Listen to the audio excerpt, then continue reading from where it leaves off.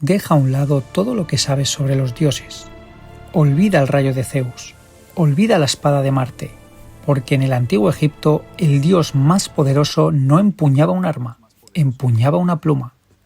Thot, ese es su nombre, el que pesó las palabras antes de que el universo existiera, el que inventó el lenguaje para que los humanos pudiéramos nombrarnos a nosotros mismos, el que cada noche cruzaba el cielo en forma de luna para asegurarse de que el tiempo no se detuviera jamás. Pero Thot no era solo un escriba silencioso en la sombra de los grandes dioses. Era el árbitro en los conflictos del cielo, guardián de los secretos del cosmos, el mensajero que conocía verdades que ni Ra, el dios del sol, se atrevía a pronunciar. Hoy vamos a adentrarnos en la historia de uno de los dioses más enigmáticos, más influyentes y sin embargo más olvidados del panteón egipcio. Un dios cuyo eco todavía resuena en nuestras librerías, en nuestros laboratorios, en cada vez que alguien escribe una palabra. Bienvenidos a Mitología al Día.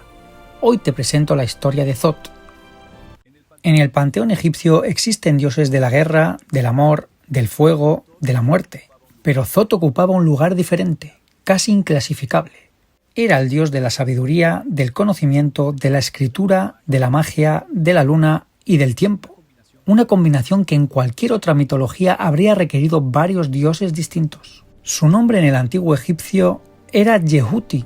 Los griegos, cuando llegaron a Egipto, lo llamaron Thot, y ese nombre nos ha acompañado hasta hoy.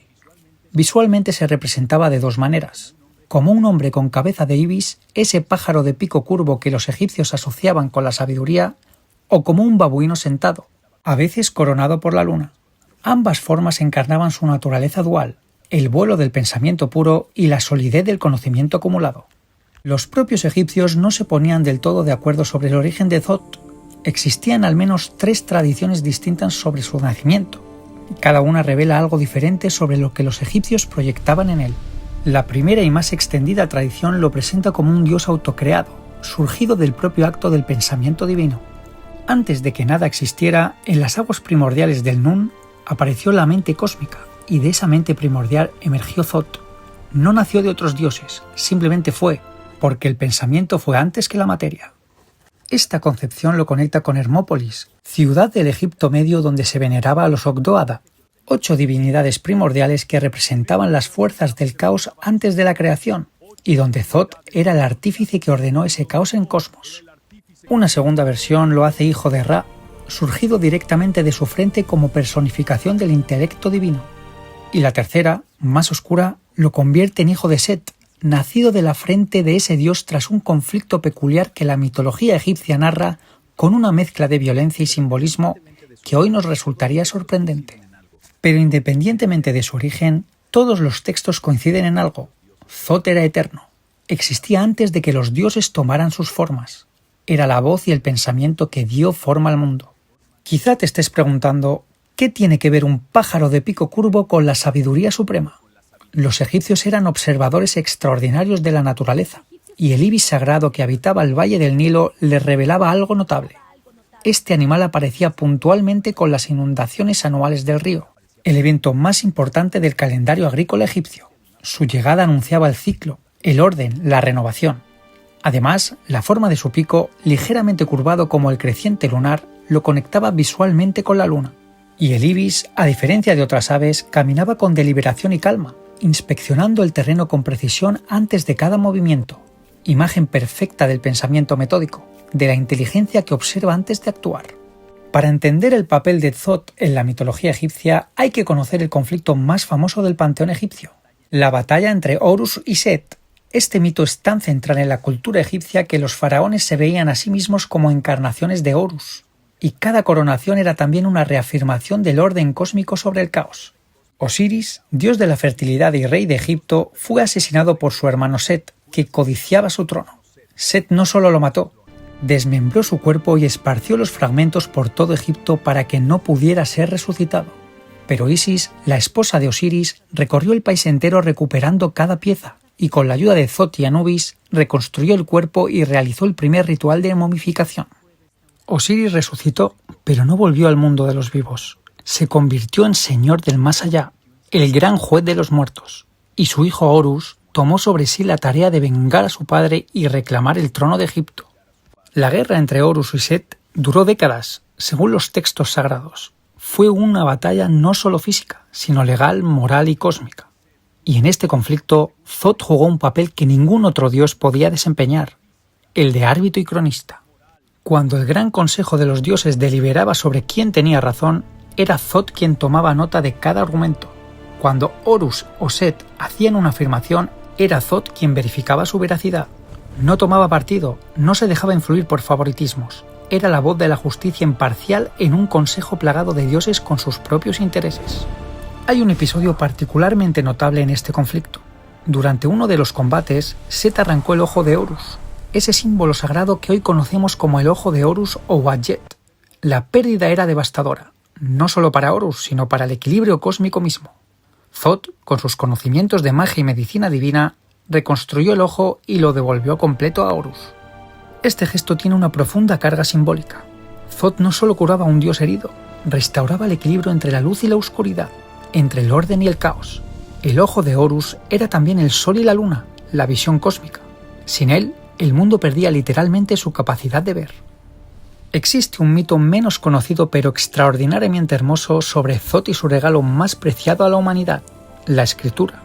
Según este relato, Thoth se presentó ante el faraón primordial, o en algunas versiones ante el propio Ra, para ofrecer su invención como un regalo a los humanos. El argumento de Thoth era sencillo. Con la escritura, los humanos podrían conservar el conocimiento de generación en generación, sin que la muerte borrara lo aprendido.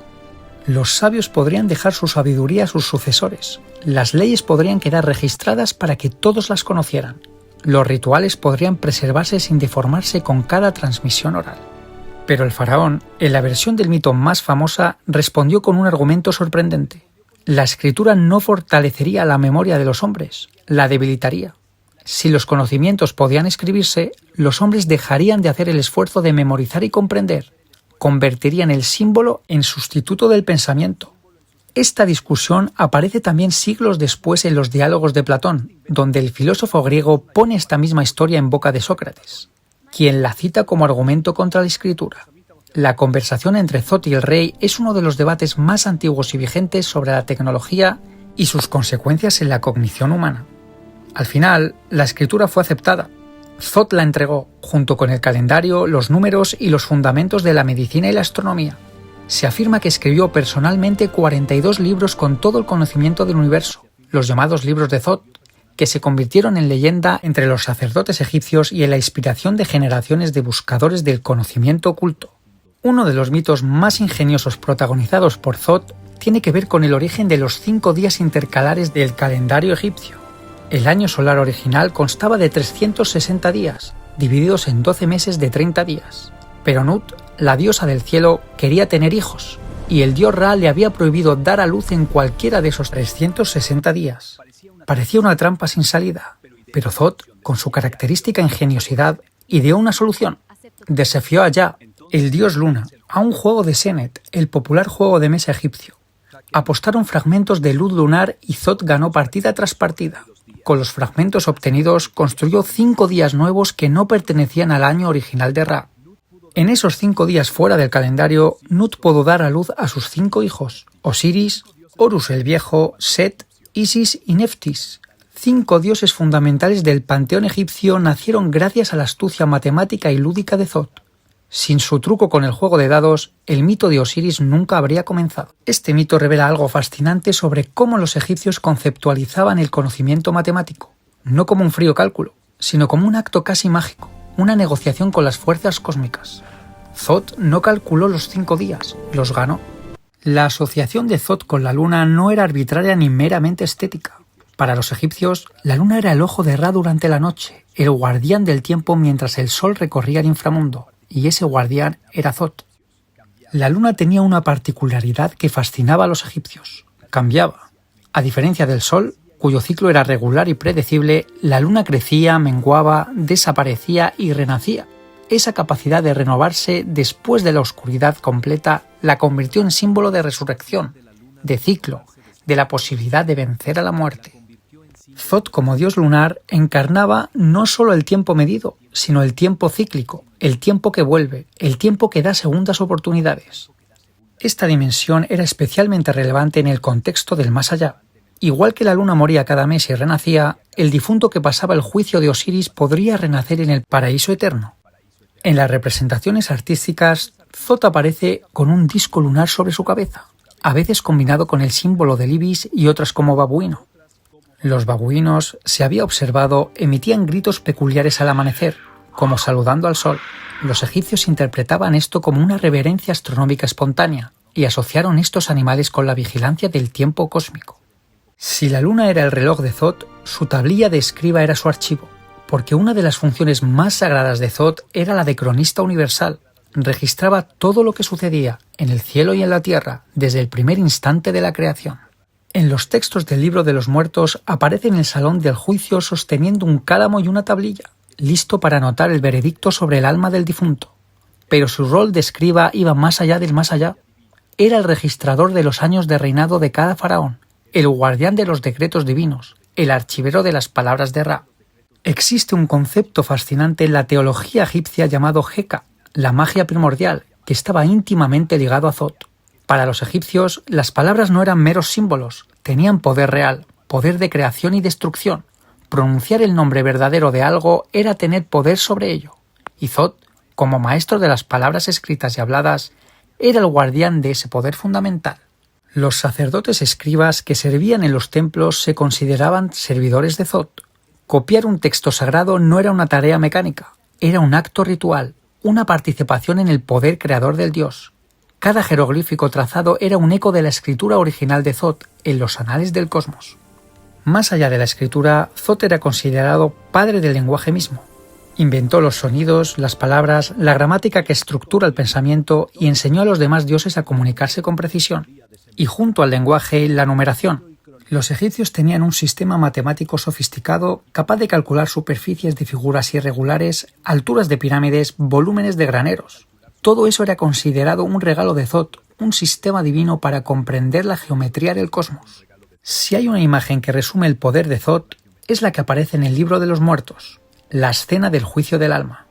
Cuando un egipcio moría, comenzaba un viaje lleno de pruebas y un juicio definitivo celebrado en la sala de las dos verdades, presidido por Osiris rodeado de 42 jueces divinos. El alma debía recitar la confesión negativa, una lista de 42 pecados que declaraba no haber cometido.